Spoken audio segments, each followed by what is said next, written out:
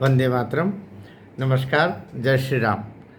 अमित शाह जी एक ऐसा कार्य कर रहे हैं जिसकी प्रशंसा जितनी की जाए उतनी ही कम है। देश में 75 वर्षों में बहुत सारे गृह मंत्री रहे हैं, विभिन्न पार्टियों के गृह मंत्री रहे हैं, लेकिन एक समस्या जो और विकराल से विकरालतर विकरालतम होती गई और उसके निदान के लिए प्राणपण से लगने का जो कार्य था वो किसी गृह मंत्री ने वैसा नहीं किया जैसा अमित शाह कर रहे हैं। मैं उनके कुछ कार्य शायद थोड़े मुझे कम रुचिकर भी लग सकते हैं मनुष्य होने के नाते, लेकिन कुछ कार्य जब वो भरी संसद में बोले थे, जम्मू कश्मीर का, ख़ास तौर से कश्मीर का जो पीओके है, पाकिस्तान ऑक्युपाइड कश्मीर, उसको लेकर के जब अमित शाह जी ने भरी संसद में कहा था कि उसको लेने के लिए अपनी जान दे देंगे, ये बड़ी बात है। और जब वो बोल रहे थे तो वो दिल से बोल रहे थे, ऊपर से नहीं।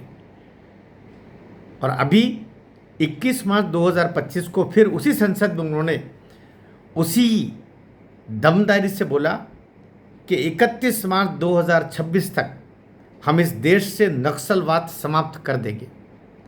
जब वो हम कह रहे थे तो भारतीय जनता पार्टी, एनडीए की सरकार, केंद्र सरकार की तरफ से वे बोल रहे थे। ये बड़ी बात थी, ये बड़ी घोषणा तो ये केवल शब्दों की घोषणा नहीं थी। ऐसा कार्य लगभग 1.5 से 2 साल कह लीजिएगा पिछली सरकार से ही, पिछली सरकार यानी मोदी 2 से ही उन्होंने इस मिशन को हाथ में लिया था, और मोदी 3 में तो उन्होंने प्राणपण से इस काम पे लग गए हैं।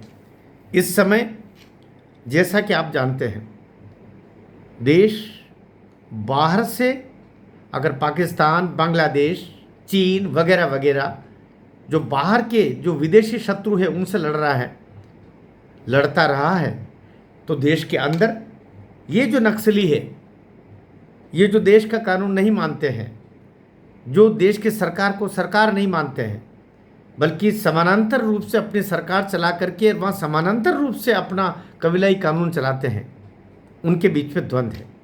ये जो देश के भीतर के गद्दार हैं, ये ज़्यादा खतरनाक है, और इनको दाना पानी खिलाने पिलाने वाले अब तक राजनीतिक दल ही रहे हैं।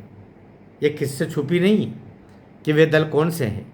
ये बात अलग है कि कांग्रेस के ही एक पूर्व मुख्यमंत्री, एक मुख्यमंत्री के दावेदार और लगभग 30-40 नेता कांकेर के, छत्तीसगढ़ के उस नक्सली क्षेत्र में मारे गए थे।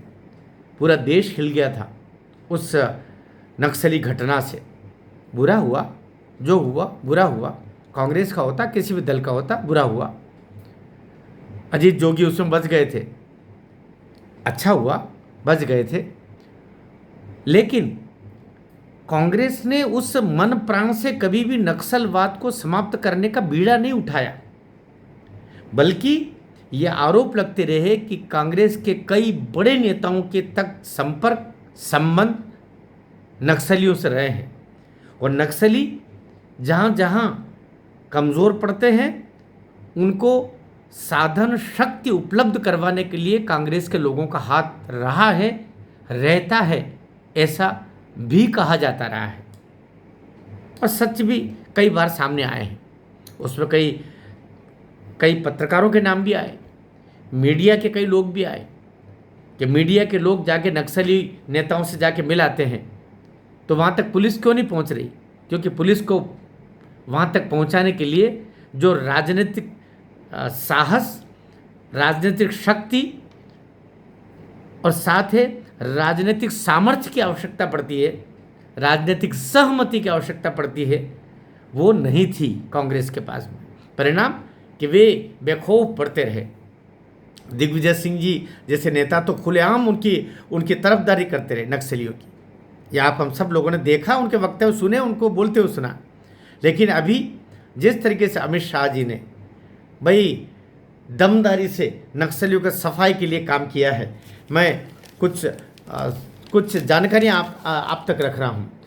साल 2010 के आंकड़ों के हिसाब से देखें तो तकरीबन देश का 6वां हिस्सा अर्थात देश का कुल भूभाग का 1/6 भाग, अगर हम कहें कि हमारा देश अभी जितना भी भूभाग है उसके 6वें हिस्से पर अर्थात मान के चलिए 18% ज़मीन पर नक्सलियों का कब्ज़ा 2010 में था।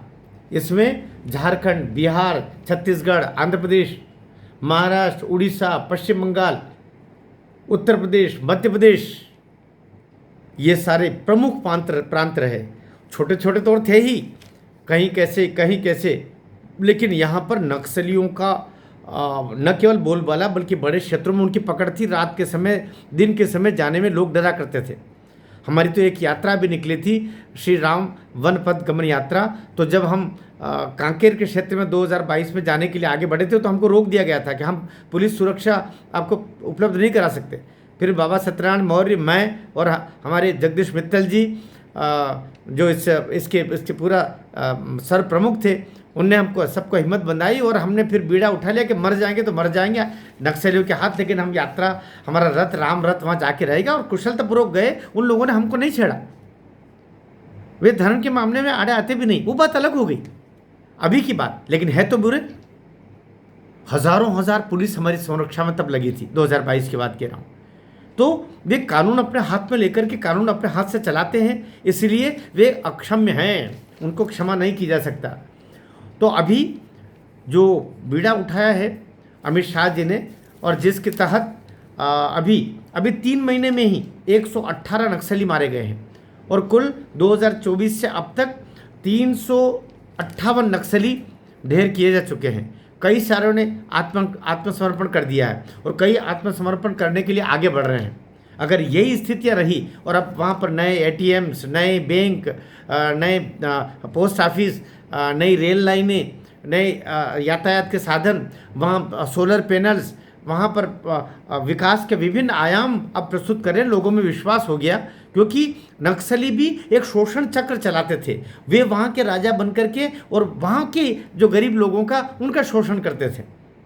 तो एक तरीके से उस शोषण चक्र से मुक्ति का काम, और इनको कहीं चीन से, कहीं बांग्लादेश से, कहीं नेपाल से, कई विदेशी शक्तियाँ जो उनको साधन उपलब्ध करा रही थी और यहाँ के राजनेताओं का भी उसमें बड़ा हाथ था। अब वो नेटवर्क टूट रहा है और हम जैसे अमित शाह जी ने घोषणा की है और भरी संसद में की है अभी, और 21 मार्च को जब वो घोषणा कर रहे थे उसी दिन वहाँ पर नक्सली जो है 30 नक्सली लगभग छत्तीसगढ़ में ढेर कर दिए गए थे।